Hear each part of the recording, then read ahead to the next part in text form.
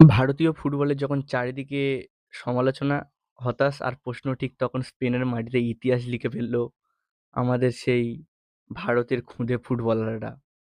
হ্যাঁ, আপনি ঠিক শুনছেন। ব্রাজিলের মতো ফুটবলার জায়ান্টকে ৩ গোলে হারিয়েছে আমাদের বিশ্ব চ্যাম্পিয়ন হয়েছে ভারতের অনূর্ধ্ব আন্ডার-20 দল।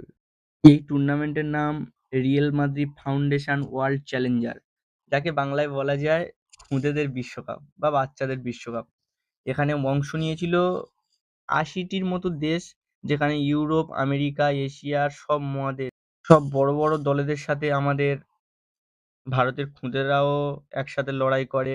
আর সেই মঞ্চে ভারতের সেই আত্মবিশ্বাস, সাফল্য শুধু ফাইনাল নয়, পুরো টুর্নামেন্ট জুড়ে আধিপত্য দেখিয়েছে আমাদের ভারতের আন্ডার-20 দল। ভারত হারিয়েছে কাকে কাকে? স্পেনকে, জার্মানিকে, আমেরিকাকে, Uruguay, Mexico, Malaysia, Canada, Morocco এবং আজারবাইজানকে। প্রতিটি টিম অত্যন্ত শক্তিশালী ছিল, কিন্তু আমাদের ভারতের টিমও যথেষ্ট ভালো ছিল। প্রতিটি ম্যাচে ছিল স্কিল, টিম ওয়ার্ক আর আত্মবিশ্বাস দারুণ। আর সবাইকে হারিয়ে আমাদের ভারত ফাইনালে প্রতিপক্ষ হয় ফুটবলের শক্তিশালী দেশ ব্রাজিল। কিন্তু ভারতীয় খুদেরা একটুও ভয় পায়নি।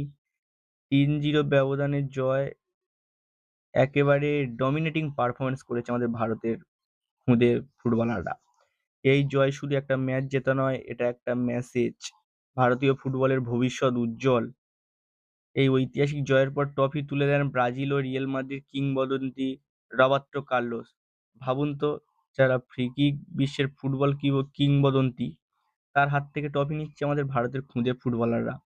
এই দলের খেলোয়াড়রা এসেছে দেশের বিভিন্ন শহর থেকে, দিল্লি, মুম্বাই, হায়দ্রাবাদ, পুনে আরও ব্যাঙ্গালোর। দেশের নানা প্রান্ত থেকে উঠে আসা প্রতিভা একসাথে তৈরি করেছে ইতিহাস। শুধু অনূর্ধ্ব-12 নয়, ভারতের অনূর্ধ্ব-14 দলও দারুণ খেলেছে। দেশের নানা প্রান্তে থেকে উঠে আসা এই প্রতিভারা একসাথে তৈরি করেছে ইতিহাস। শুধু অনূর্ধ্ব-12 নয়, ভারতের অনূর্ধ্ব-14 দলও দারুণ খেলেছে। সেমিফাইনালে ইতালির বিরুদ্ধে হাড্ডাহাড্ডি লড়াই, শেষ পর্যন্ত ২-৩ গোলে হারে তাদের পারফরম্যান্স জিতে নিয়েছে সবার মন। জানেন কি, কিলিয়ান এমবাপে এবং ভিনিসিয়াস জুনিয়র, যাদের খেলা দেখি আমরা সবসময় টিভিতে, তারাও কিন্তু ছোটবেলায় ঠিক এই সব লিগ খেলেই বড় হয়েছে।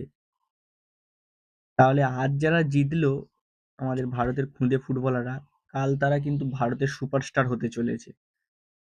ভারতীয় ফুটবল নিয়ে যত সমালোচনা হোক, এই খুদে ফুটবলাররা প্রমাণ করে দিল ড্রিম এখনো বেঁচে আছে। আমরা পরবর্তীকালে আমরা পারবো আমাদের টিমটাকে ভালো জায়গায় নিয়ে যেতে। ভিডিওটা যদি ভালো লেগে থাকে, একটা লাইক করে, শেয়ার করে, সাবস্ক্রাইব করতে ভুলবে না কিন্তু। আর কমেন্ট করে জানাবে আপনাদের মতে এই দলটির ভবিষ্যৎ কেমন।